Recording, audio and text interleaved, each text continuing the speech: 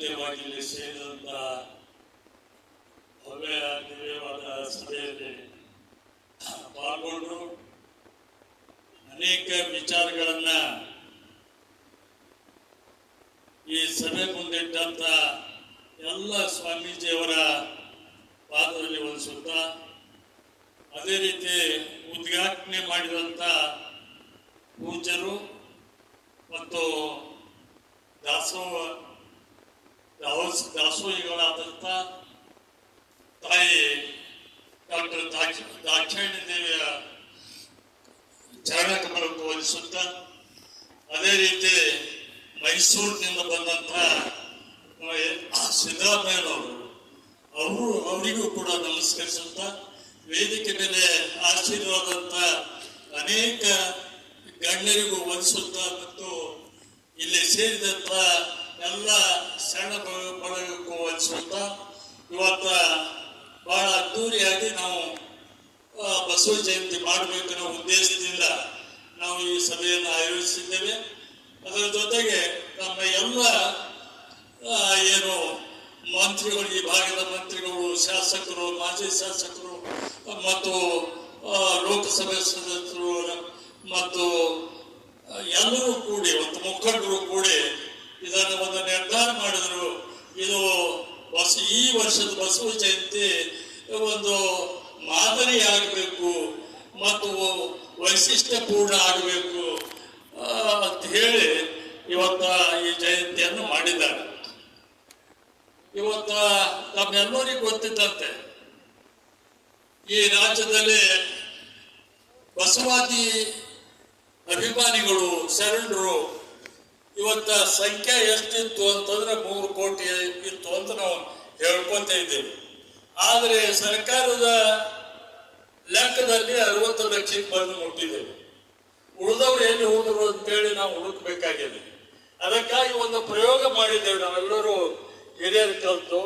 ಇವತ್ತು ಆ ಪ್ರಯೋಗ ಯಶಸ್ವಿ ಆಗಿದೆ ಅಂತ ನನಗೆ ಅನಿಸ್ತದೆ. ಎಲ್ಲ ಒಳಪಂಗಡದವರು ಕೂಡಿ ಮತ್ತು ಕಾಯಕ ಶರಣರು ಎಲ್ಲರನ್ನ ಕೂಡಿಸಿಕೊಂಡು ಇವತ್ತ ಈ ಕಾರ್ಯಕ್ರಮ ಮಾಡಿದ್ದೇವೆ. ಇದು ಮೊದಲನೇ ಪ್ರಯೋಗ ಇದೆ. ಮುಂದೆ ಬರತಕ್ಕ ದಿನಗಳಲ್ಲಿ ಬಸವಣ್ಣನವರದೇನು ಕನಸಿತ್ತು ಅದನ್ನು ನನಸು ಮಾಡುವಂತ ಕೆಲಸ ನಾವೆಲ್ಲರೂ ಕಲಿತು ಮಾಡೋಣ ಅಂತ ಈ ಸಂದರ್ಭದಲ್ಲಿ ಹೇಳುತ್ತಾ, ಇವತ್ತ ಬಹಳ ಅದ್ಭುತವಾಗಿ ಮಾತಾಡಿದ್ದಾರೆ ಎಲ್ಲ ಸ್ವಾಮೀಜಿಯವರು. ಬಹಳ ಅದ್ಭುತವಾಗಿ ಅವರು ಮಾತಾಡಿದಾಗ ಇನ್ನೂ ಕೇಳಬೇಕು ಅನ್ನಿಸ್ತಿತ್ತು.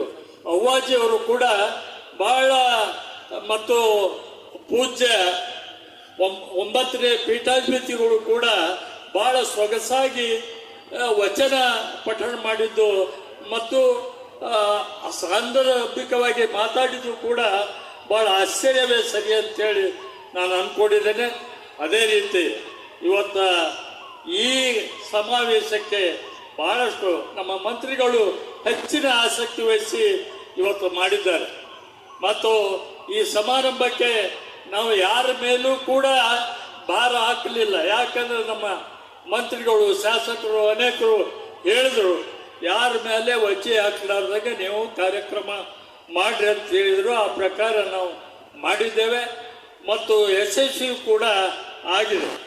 ಅದಕ್ಕಾಗಿ ಇವತ್ತೇನು ನನಗೆ ಇಂಥ ಇಡೀ ವಯಸ್ಸಿನಲ್ಲಿ ಕೂಡ ನನಗೆ ಜವಾಬ್ದಾರಿ ಕೊಟ್ಟಿದ್ರು. ಆ ಜವಾಬ್ದಾರಿಗೆ ನಾನು ಅರ್ಹನಿರಲಿಲ್ಲ. ಎಲ್ಲರೂ ಕೂಡಿ, ಯುವಕರು ಕೂಡಿ ಇವತ್ತು ಕೆಲಸ ಮಾಡಿದ್ರಿಂದ ಆ ಹೆಸರು ನನಗೆ ಬಂದಿದೆ. ಯಾವಾಗಲೂ ಅವರು ಅಂತಿದ್ದಾರೆ, ಯುವಕರು ಅಂತಿದ್ದಾರೆ.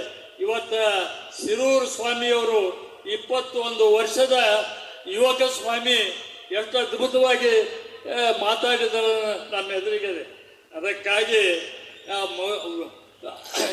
ವಯಸ್ಸು ಮುಖ್ಯ ಅಲ್ಲ, ಆದರೆ ನಮ್ಮಲ್ಲಿರುವ ಒಂದು ಅಂತರಂಗದ ಶಕ್ತಿ ಇದ್ದರೆ ಮಾತ್ರ ನಾವು ಎಲ್ಲವನ್ನ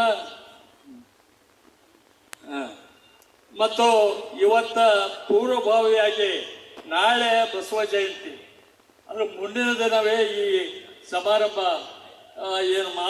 ದೊಡ್ಡ ಸಭೆಯನ್ನು ನಡೆಸಬೇಕು ಮತ್ತು ಅನೇಕ ಮುತ್ಸದ್ದಿಗಳ ಮಾತುಗಳನ್ನು ಕೇಳಬೇಕು, ಸ್ವಾಮೀಜಿಯವರ ಮಾತು ಕೇಳಬೇಕು.